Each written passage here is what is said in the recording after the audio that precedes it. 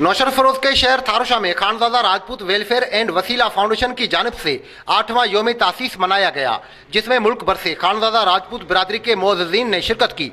तकरीब की मेज़बानी थारुशा और नौशर फरोज की खानजादा राजपूत बिरादरी की जानिब से की गई।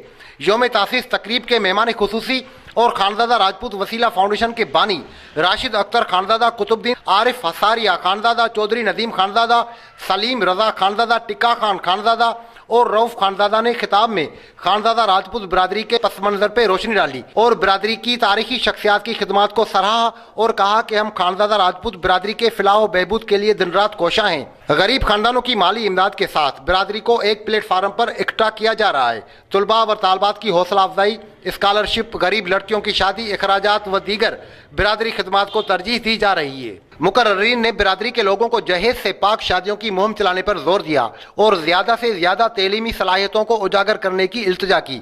इस मौके पर मुख्तलिफ शोबा जात में नुमाया कारकर्दगी दिखाने वाले खानजादा बिरादरी के अफराद में बहादुर नाहर खान और राजा हसन खान अवार्ड तकसीम किए गए। तकरीब के आखिर में 8वीं योम तासीस का केक खानजादा राजपूत बिरादरी की रिवायती तलवार से काटा गया। हम लाते हैं टॉप न्यूज, आपके फेवरेट टॉक शोज और अनलिमिटेड एंटरटेनमेंट सिर्फ यूट्यूब पर।